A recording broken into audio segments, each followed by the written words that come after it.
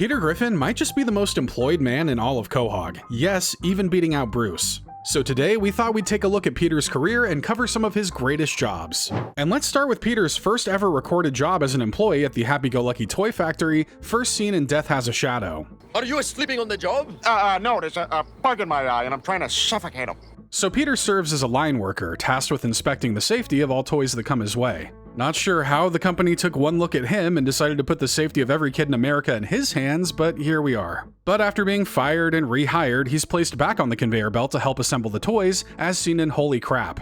Hey, Peter, your dad stinks. I'm working triple shifts and I'm still not employee of the week.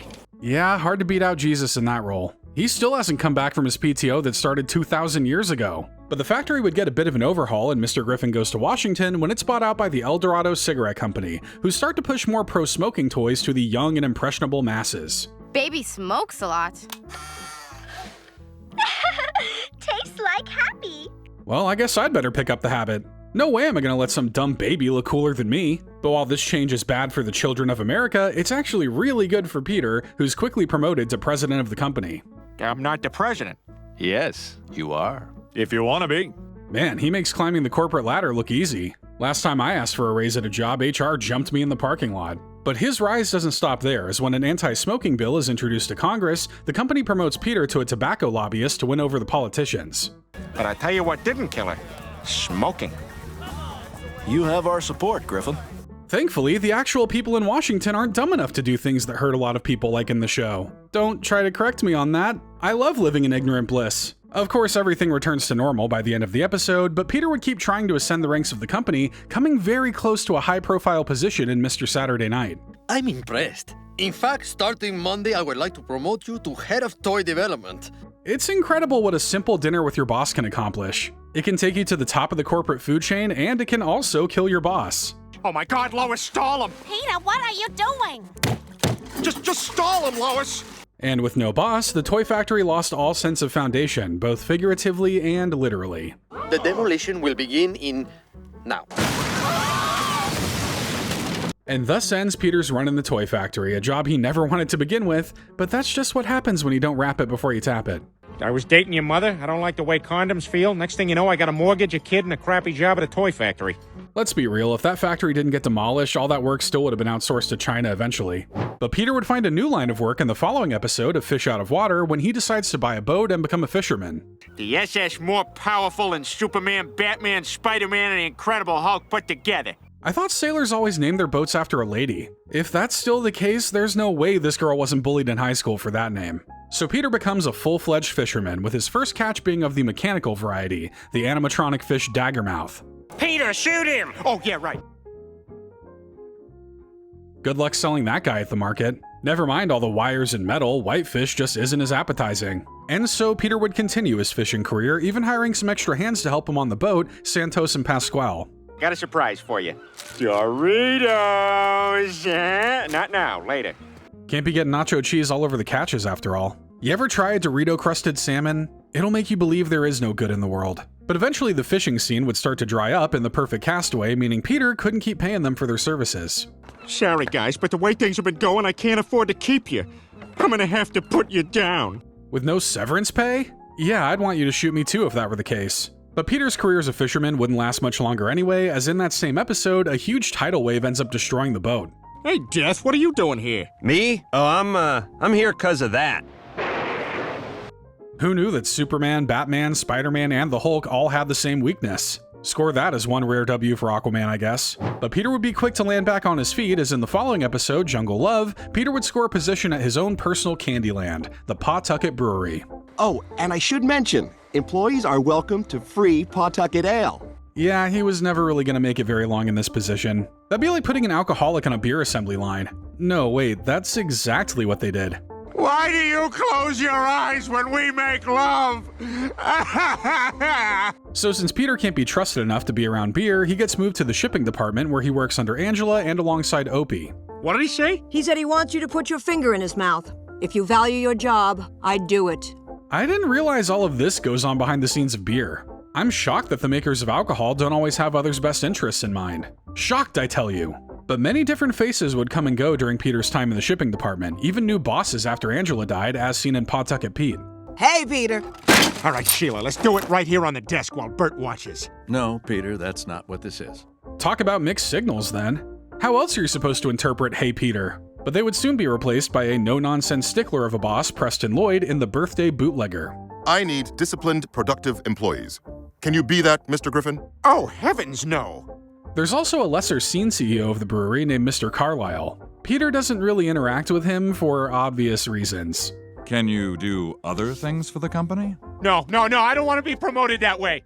But outside of that, Peter has also held multiple different roles while working at the brewery. Aside from his short stint on the bottling line and his usual stint in shipping, he's also filled additional roles such as head of recycling and PawTucket Pete. Well, at least make sure all the liquids are gone, please, before you throw them. And in that same episode, he also gets promoted to the much more glamorous role of company mascot, even though looking at Peter would probably turn people off from drinking altogether. Please kill me! Still buy the beer, though. He's also been an overnight watchman in Batman and Robin. Integrity, dedication, and muttering things you wish you said to your wife during a fight earlier that day. The leader of the brewery's social media team in HTT Pete. I'm Peter Griffin, and this is the 6-Second Talk Show. My guest tonight is Joe Biden. And that's all the time we have. Thanks for watching. Good night. A forklift operator in Peter's Problems. Wow, so that's what the tops of cars look like. All right, walking speed. And even a brewery tour guide in Drunk with Power. You can get a little closer, gang. I don't bite. Ow! Too close! Here we finally see Peter in his natural habitat, surrounded by booze at all hours of the day. And it's no surprise that this place is the perfect fit for him, as it's easily been his longest area of employment, having been there since 2001. But while those are his canon jobs, let's take a look at his history of employment that didn't last as long. Starting with an odd one from Family Guy, where Peter revealed that he once had a gig as Matt Damon's neck. Hey, is this another one of those movies where you're an educated Boston street tough? I don't have to take that crap from you, neck. Yeah, that's the job of another part of Matt Damon's body. I wonder who's the lucky guy who landed that job. Or woman. It's 2026. A woman can be a man's butt if she wants to. We've really come a long way. Ben Affleck married Jennifer Garner, but you married a bartender with a kid. These are facts. But Peter would land a much higher profile role when Carter Pewterschmidt falls into a coma, leading to Peter filling in as interim CEO of Pewterschmidt Industries. In that case, I leave control of my company, Pewterschmidt Industries, to my daughter, Lois. Of course, Lois doesn't feel prepared to run a billion-dollar company. You gotta have years of experience to do that, or you need to be totally oblivious but have enough dumb confidence to believe that you could do it. So Peter decides to give running the company a go, and he's prepared to make some big changes. Gentlemen, you're all fired. What?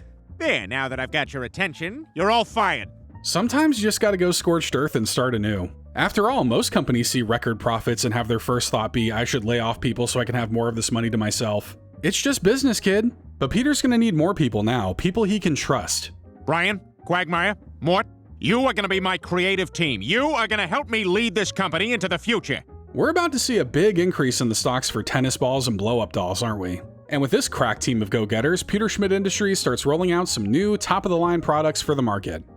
Ah! I needed that today. And now, new lady scream in a box. Honestly, I had no idea what Pewterschmidt Industries even did before this, so at least Peter's succeeding in the marketing department. But eventually, Carter does come out of his coma, and he's obviously not happy with the changes Peter's been making. I'm Carter Pewterschmidt. This is my company. Throw that guy out. Sorry, Mr. Pewterschmidt, but we work for Mr. Griffin now. This is just like the Social Network all over again, only with fewer Army Hammer twins. Probably for the best in hindsight now that I think about it. So with Carter out of the picture, Peter continues to live the CEO high life, making big money baller moves like parking his private jet on his neighbor's lawn. Your plane set my lawn on fire! Yeah, that ought to cover it. Peter, I don't want your money! You know, after this, the Peter Copter and the Hinden Peter crashes, Joe might want to look into some kind of anti-aircraft insurance for the house. Not sure if that's a thing, but I think this more than justifies creating it. But Peter is a benevolent billionaire and is willing to employ Carter with a role befitting a man of his skills. Clean that up! Sometimes you gotta go back to the bottom to put everything into perspective. Then you realize the bottom sucks and you'd sell your soul to be back on top again. But Peter's time on top doesn't last long, as he's later ousted from the company with a classic business move that's removed so many CEOs before him. Ah, swamp monster! I think this is the same way they got Steve Jobs out of Apple back in the 80s. But this episode is further proof that Peter is probably better suited for something more working class. He's more of a blue-collar psycho, not really a big business psycho. And in PTV, Peter would become the owner and operator of his own television network in response to overt censorship by the FCC. Where you get to watch your favorite shows as nature intended them, with all the violence, swearing, and farts intact. It'll be a cold day in hell when we remove farts from our comedic rotation. Thanks for fighting the good fight, Comrade Peter. And Peter decides to take the channel to the next level with his own original programming, giving Quagmire his own late-night show. And then we also have a girl from Omaha who's hiding a banana. We'll find out where. Giggity giggity, giggity goo.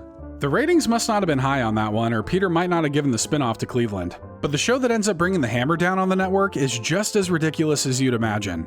I dare you to crap off of that. Basically, we'll spend the day crapping off things that others have dared us to crap off. Sure, it sounds like a funny premise, but I dare you to watch half an hour of nothing but poop and see if you still have the stomach for another episode. And after said crap lands on Lois's window, she calls the FCC to have PTV shut down. Et tu, Lois? Stewie may never be able to ride in the car again. Turn off the windshield wipers. They don't work. They're just making it worse. And it's revealed in Deep Throats that Peter briefly worked as a cashier at Burger King, though it sounds like he mostly just spent his day singing old memes. Ding, fries it done. That's cool, man, but I've been waiting on my Whopper for like an hour. It doesn't surprise me that Peter wasn't able to capture the fast part about working in fast food. And the episode Mr. Saturday Night is, of course, the episode where Peter lost his job at the toy factory, but also where he tried his hand at a couple of other career choices. Oh, sorry, we're out of towels. Let me get that for you, sir. So after trying and failing to be a bathroom attendant, Peter takes to the streets for a little more high-risk, high-reward type work. Hey, looking for a good time, sweet cheeks? Oh my god. Now that's a man who's willing to put his body on the line for his family. His kids should be proud, and admittedly disgusted. Okay, so you want a party or what? Get in this car right now! But the real job that Peter ends up landing in this episode also happens to be his dream job. I'd say he should aim a little higher, but no, this is about as high as he should probably aim to achieve. I'm gonna realize my dream. I am gonna be a Renaissance fair jouster. According to Google, the average yearly salary for a jouster is like $40,000 a year. I'm glad he's chasing his dream and everything, but they might want to look into downsizing to a studio apartment if Peter's going to be the sole breadwinner. The concept of a geocentric universe gets you really excited, doesn't it? Sir, yes, sir! So after going through the boot camp, Peter becomes a full-fledged knight, but ends up landing in hot water by stepping out of line in the eyes of the Black Knight. What were you doing with my girl? Huh? Oh, gee, she walks over here, asked me to put a bird in her panties. I'm standing here going, what the hell? Sounds like the law of the land is the same now as it was hundreds of years ago. It's the classic story of the nerd stuffing a bird into the panties of the quarterback's girlfriend. A tale as old as time.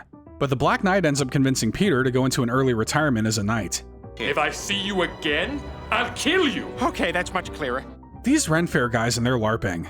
Sometimes you just have to let them live their little fantasies, knowing that they're like a janitor or something out in the real world. Not that there's anything wrong with that, but no one's leading their party to war with a mop. But Peter won't let this guy completely dishonor him as he returns to best the Black Knight in a joust. To the owner of a yellow Hyundai, your car is being towed. What? Hey, that's on him for not completely committing to the bit. Either take a horse everywhere you go or hang up your helmet, you poser. And that concludes Peter's brief stint as a Renaissance Fair knight. A lot fewer impalements than I was expecting, so that's good, I guess. And in Believe It or Not, Joe's Walking on Air, Peter recounts his time as a personal grocery shopper for actress Jackée Harry. A pallet? Am I reading this right? You need a pallet of chocolate-covered pretzels. Sounds like a personally reasonable amount to me. Have you ever tasted a chocolate-covered pretzel? It's one of those things you kinda need in your house at all times. Or a warehouse or whatever Miss Harry lives in that can fit an entire pallet of snacks. Okay, you stay right here, big funny gal. I'll be right back with a hammock of cake. And Peter would have a part-time job in Lego My Mego where he played violin at restaurants to create an ambience. Gimme money, gimme money, gimme money, gimme money, gimme money. There's just something so subtle about a musician's art that speaks to you on a subconscious level and makes you wanna, I don't know, give him money. It really is magic, and it looks like Peter might have found a way to capture it. And Peter would try his hand at the world of Hollywood when he decided to become Tom Tucker's agent in Tom Tucker, the Man in His Dream. Well, if you ask me, you got the makings of a star, and I want to help you get there. All because Tom Tucker played Michael Myers in one of the Halloween movies. Don't you think there was a reason he never got a role beyond having a mask over his face? But despite having no connections or experience as an agent, Peter thinks he's cracked the code on how to pull it off. I couldn't help but notice your glasses, your poor table manners, and your huge sense of entitlement. Are you an agent? It's just that easy. You gotta fake it until you make it, but not Peter. He's always this terrible. And this little scene at the restaurant actually ends up landing Tom a role on NCIS. I haven't seen him in over a month. That's the end of my line. Your line, NCIS. I've seen worse get nominated for an Emmy. So Peter succeeds at making Tom the smallest star you can imagine, but now it's time for him to take on bigger fish in the pond. Well, then by all means, send him in. Hey, Knucklebutts! James Woods! It turns out James Woods didn't die, only his career did. Well, Peter can probably help with that. After all, he did manage to get a role as a nobody on a TV show that airs exclusively in waiting rooms, so getting James a role should be easy. All right, then let's negotiate. We want everything. We'll give you nothing. We want something. Deal. I'm definitely not addicted to enough designer narcotics to believe anything about this line of work makes sense. But Peter's run doesn't last long as he fires Tom Tucker to make more time for James Woods, only for Woods to then end up firing him. But you're my only client. Without you, I'm ruined. Well, that's show business. Ain't that just the way? One day you're not even close to being on top, the next day you've dropped 1 inch lower to rock bottom. Not everyone's cut out for this industry, and like most lines of work, neither is Peter. But Peter would find some success as an NFL athlete when Tom Brady recruits him to join the New England Patriots in the episode Patriot Games. Griffin, let's go! Let's go? Finally, a job that befits someone of Peter's size and mental state. He already came into this game with CTE, so he's leagues above everyone else who still needs to work for theirs. But as the Patriots continue to win, the game really starts to go to Peter's head as he becomes way too showboaty. What do you think, eh? I got this for doing that car dealership ad. All right, enough messing around, huh? Honestly, I like where his head's at. Football's gotten so boring, they need to mix it up. I think turning the game into a real-life Rocket League would do wonders for the NFL and auto insurance firms everywhere. Unfortunately, the rest of the team doesn't share the same sentiments. We've had it with your crap. I talked to the coach, and he's selling your contract to another team. And the only team that's willing to take him in happens to be a team in England called the London Silly Nannies. I didn't even know they played football over there. Do they call it soccer instead? You give me that dirty look one more time and I have a good mind to get into my PJs and have a pillow fight with you. But Peter has hope in them and challenges the Patriots to a game against them to prove Tom Brady wrong. There are a lot of things you can challenge Tom Brady on being wrong about, like the correct amount of air that should be in a football, but he's pretty right about this one. Those men are tremendous in stature. And they're coming straight at us! But even with a team lacking in muscular definition, Peter still manages to win the admiration of Tom Brady for standing up to the challenge. I think he's just happy to lead America to yet another victory over the British. And in Stewie Griffin: The Untold Story, Peter lands a show on the news that lets him complain about the annoyances of life. Another thing that grinds my gears is when I can't find the droids I'm looking for. Yeah, me too. What gives with that? You can tell this is a pre-social media episode because everyone does this exact thing on the internet now, sometimes for free. There's nothing humanity loves more than to hate, especially when it involves random, inconsequential things. You know what really grinds my gears? People in the 19th century. Why don't they get with the freaking program? Oh, Peter also mentions having a part-time job keeping actress Lara Flynn Boyle warm at night. Not as flashy a job, but somebody's gotta do it, apparently. Thanks so much, Peter.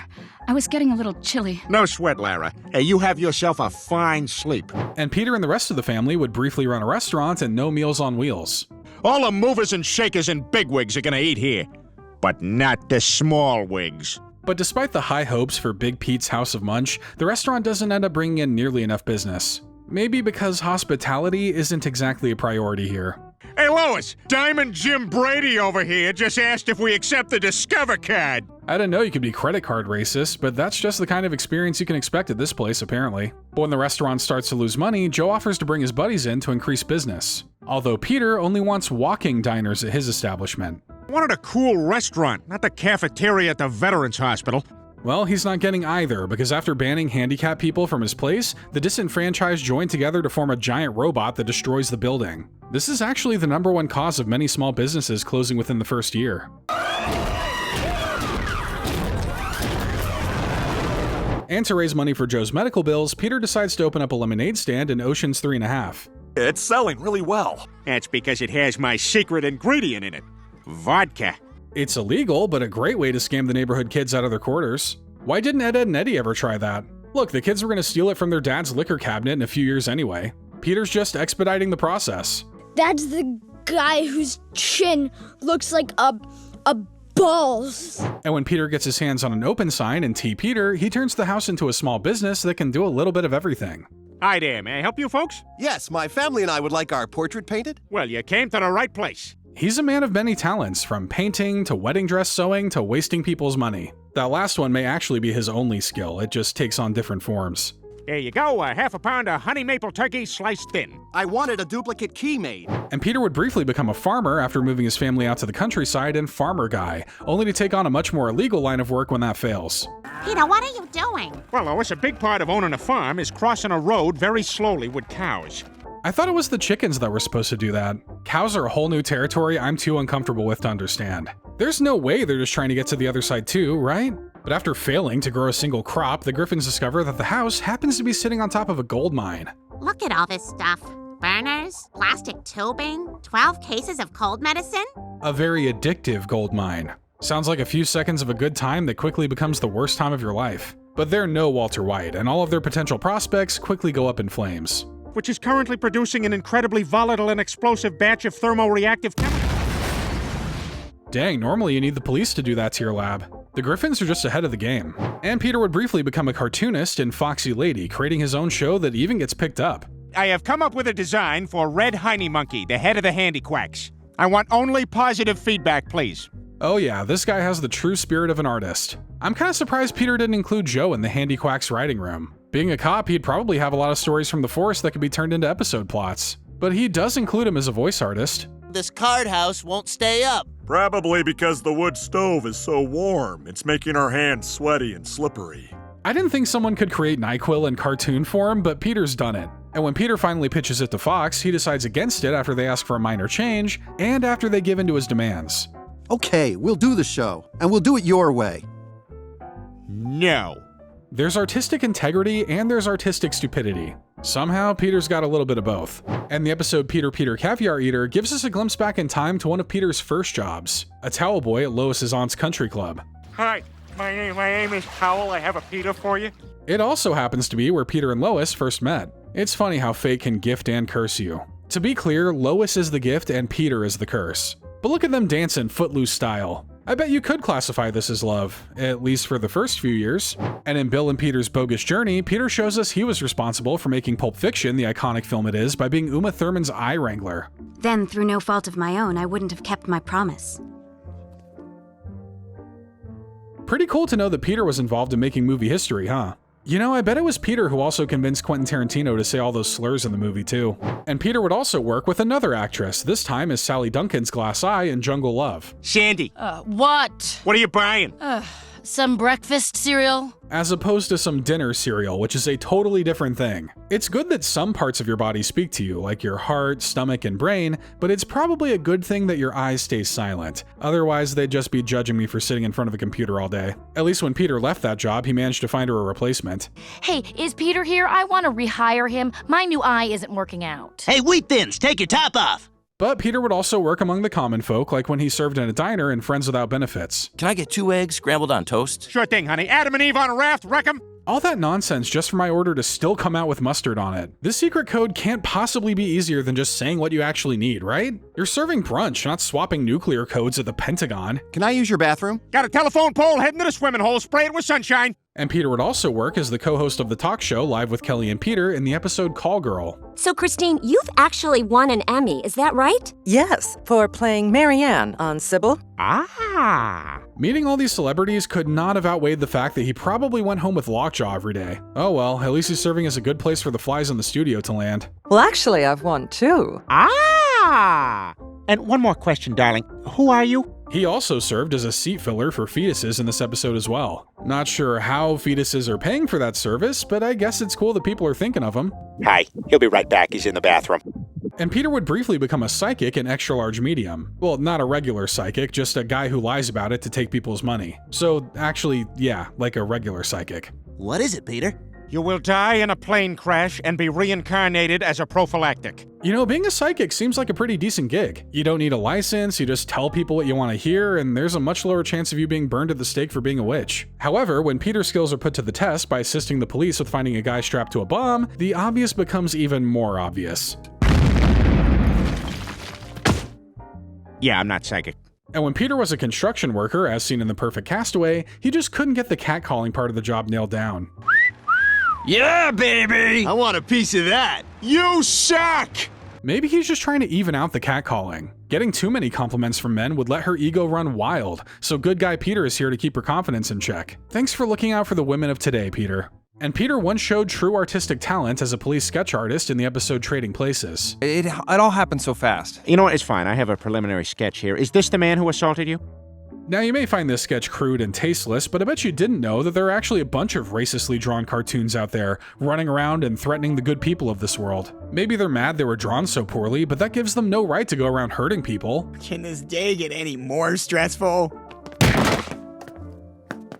And when Peter was a receptionist in The Man with Two Brians, he made sure to get the fake nails required for the job. Hey, LaRonda.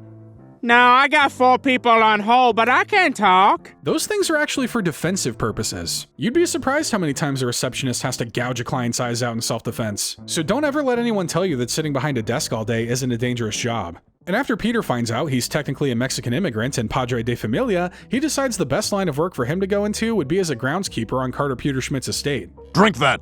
What is it? My blood. I'm a diabetic and I need you to test it. I guess the term groundskeeper is used pretty loosely nowadays. Not sure how this helps keep up the grounds, but you're the boss. That's actually kind of the only thing we see Peter do for Carter in this episode, so I guess it would have been more accurate to call Peter a blood tester, which is one of those jobs I think we'd be happy with robots taking exclusively. And Peter kicks off the episode The Simpsons Guy by becoming a newspaper cartoonist, creating little comics that land him in some hot water. I call my comic For Pete's Sake, because it points out things that make you shake your head and say, for Pete's sake. But newspaper comics are supposed to be fun and lighthearted. Peter's, on the other hand, has just the right amount of edge that makes people want blood. Peter, your comic in this morning's paper is really offensive.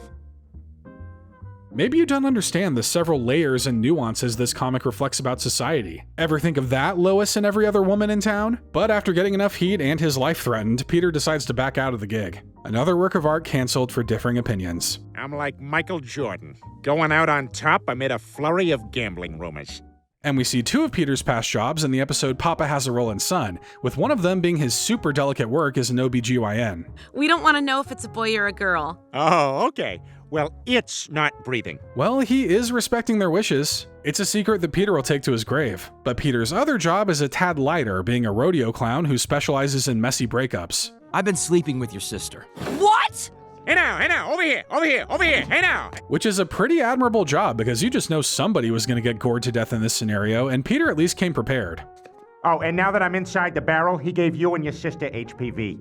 And Peter would become a public broadcast entertainer, and You Can't Do That on Television, Peter, where he made his own show to infect the minds of children. Today's story is lesbian butts in 80s jeans. Ooh, that's a classic. Look, there's nothing bad about that. It's tasteful art. Tasteful art for a much older audience, but still art. And Peter's show gradually starts to go more off the rails, like when he creates a puppet meant to mock Lois. What can I do for you, Saggy Naggy? You can stop having fun, but we like fun. Yeah, it's insulting to Lois, but just think of the kind of damage this is going to do to the Muppet community. You either hire a real puppet or you don't have a puppet at all. It's that simple. But don't worry, Peter pays for his transgressions through an act of nature, aka a puma mauling his face. Cut the camera! Cut it! Roll a Petey Learn-Along song! And Peter would take his entertainment skills to the theater when he ends up booting Lois from her role as director of the play The King and I in the episode The King is Dead.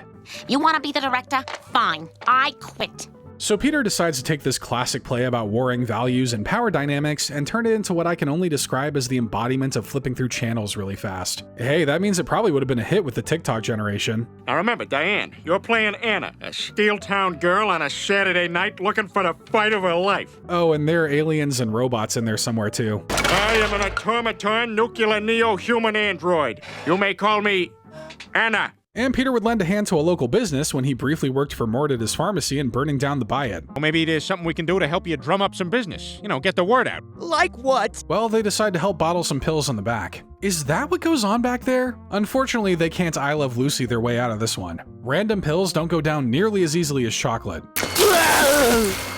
I got a wicked And when they try to do some advertising, the final product is somehow even more damaging than ingesting a bunch of medication. Yeah, but at least nobody got hurt.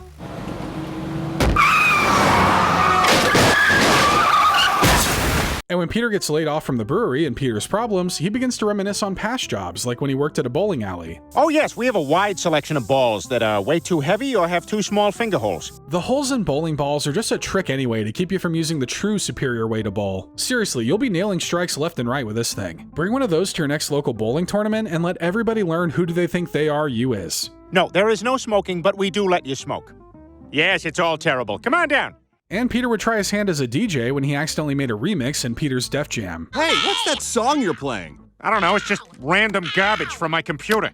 Oh, you're a DJ! Look, don't get mad. DJing is a very legitimate profession. It's not the most impressive form of using another song to create art, though. That would have to go to anime AMV set to Linkin Park, made in Windows Movie Maker in 240p. You've been playing the exact same song for 14 hours! That means you're great! But this stint doesn't last long, as Peter ends up going deaf from the exposure to loud music. But it's not about the music, it's about the vibes. Unfortunately, audiobooks don't fit the vibe either. Audible.com presents Are You There, Vodka? It's me, Chelsea, as read by Chelsea Handler. And when Peter starts driving Brian's car around and Chris has got a date, he gets mistaken for an Uber driver, something he's more than happy to lean into. What time's your flight? It's in 20 minutes! Oh boy, I can't make it in 20 minutes. I better call you a lift. Look, you're getting into a stranger's car, so you pretty much have to expect there to be a handful of Peters out there driving around. They really do let anyone do this, so just take the free water bottle they give you and try to look out the window until it's all over. You can't just buy a phone and become a cab driver. And Peter would bring his salesman expertise directly to the door when he was a vacuum salesman in Crisscross. This thing can pick up anything. Here's a little demonstration. I'll pour some wine, rub in some feces. The vacuum might be able to pick up anything, but that doesn't mean it needs to. Don't use your vacuum to pick up poop. Their lives are hard enough already. Don't make it worse by having them explain what that smell is to the rest of your appliances. Oh crap, I forgot the vacuum. And Peter would briefly become Quagmire's pimp when the latter decides to get into the business of selling his body in American Gigolo. You tripping, boy? You're going out if I tell you you're going out. And here I was thinking two friends could be cool about one pimping the other out. They're really bringing shame down upon what used to be a very respectable line of work.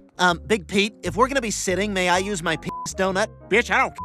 And when the kids at high school need new leadership, Peter volunteers to be the new principal in the Peter Principle. I'll knock your teeth down your throat and out your butt, you little bastard. Oh, you think that's funny? He's a bit closer to a mob boss than a principal, but that's probably what the school needed anyway. And Meg would become the one directing Peter's Iron Fist of Justice, usually targeting it towards people who wronged her in some way, which pretty much includes everybody. Even avoiding eye contact with her is a slight against her, apparently. Jeff Banfield, I'd like you to please come down here, take your pants off, and sit. Me? What did I do? And when the Griffins have to go into the witness protection program, Peter finds purpose in his new life as the sheriff of a town into Love and Die in Dixie. Y'all interested? We just take turns being the sheriff. It's real easy. You just hang out here, eat some pie, and get drunk. Say no more. In fact, say even less. That's pretty much everything Peter could ever want out of life, and it comes with a nice shiny badge, too. Just don't expect to have any crimes to be prevented or resolved. You're mine now, fella. And according to Peter Scott Woods, Peter used to be Christina Aguilera's manager, who only gave brutal critiques. You sound terrible, all right? You're doing this thing, which is just, what the hell is that? It's so she can visualize her octaves, idiot. Or something, I don't know. Part of being a celebrity is being absolutely insane, so he might as well just keep letting her do what she's doing if he wants the money train to keep rolling. You look like if I touched you, you'd be sticky, and frankly, you smell bad. You're pretty much offensive to all five senses. And in Barely Legal, Peter helps fill out the gaps in the police department by becoming a temporary officer. Don't break those yokes, ma'am. Oh my God, Lois, I hit you. I know. Now stick your finger in there and twist it. Any town that decides to give Peter a loaded gun for his job deserves what's coming to him. At least Lois is finding some kind of pleasure in it. She shouldn't, but as long as that gun's being fired inside the house, all the innocent people outside are spared. Peter, we gotta find them. Don't worry, Lois, we're the police, and we'll do our very best to find Brian and girl Chris. And Peter would become a semi-successful writer operating in the erotic market in Peterotica. I'll take one. Me too. Hey, give me one of those. I look forward to having a raging semi. Just a couple of buddies reading smut together. Nothing weird about that. Look, do you want men to read more books or not? It's either this or punching holes in drywall. Those are the only two hobbies a man can have. Peter Griffin, thanks for reading. And Peter would form a music duo with Quagmire in Into Harmony's Way, writing music that finally appeals to modern American sensibilities. I put a booger on a painting at the museum. Is that anything? Well, it sounds like going platinum and winning 100 Grammys to me. But like all great musical duos, their partnership wasn't meant to last. It wasn't really meant to start either, based on the quality of some of their songs. Yep, there it goes again. I saw it. I totally saw it. All right, that's it. But this wouldn't be Peter and Quagmire's only venture together, as they both became television cooks in Pilling Them Softly, although Peter was more interested in entertaining than being educational. We just spoon on the drippings, and that'll brown the skin nicely. If you bang these metal spoons on everything, it's like stomp. I can't imagine anyone enjoying Peter's brand of cooking, unless you're getting a little bored watching the Jingling Keys channel. But some people must like him because he even gets offered his own cooking show. It's like watching the videotape from The Ring, only instead of dying, you develop diabetes in 7 days. And that's my famous paella that looks and tastes just like a pizza bagel. It's a pizza bagel. And Peter would finally find the role he was molded for when he's coerced into becoming a mall Santa and How the Griffin Stole Christmas. All right, now go pick up your picture. And before you go crying to your mom, that's my cell phone you're feeling. I know he's dressed like Santa, but letting your kid sit on a stranger's lap still gives me the ick. Just write the man a letter, a lap dance is not necessary. And Peter learns that there are a lot of benefits to being Santa, from free food to getting out of trouble. I'm sorry, I didn't realize this was your car. That's right, now crumple up that ticket. Now eat it. Who would have thought the guy who sees you when you're sleeping would be into some freaky stuff? And Peter would land himself in the big house when he decides to become the press secretary for President Trump in Trump Guy. Okay, Peter, your main job here is to go in rooms before me to make sure there's no static electricity. I don't think the US enemies have found a way to weaponize static electricity just yet, but it's probably better to be safe than sorry. It's pretty incredible what a man with no degree or prospects can accomplish in Washington, D.C. But I think all you have to do is yell and someone will give you a platform. We need stronger vetting. And to enforce the laws already on the books. I'm terrified of being alone with my wife. It's too much pressure. And Peter would take Lois's cooking skills to the business world when they decide to open up a cookie shop in Baking Bad. Oh, could I just try a little sample? Oh, I'm so bad.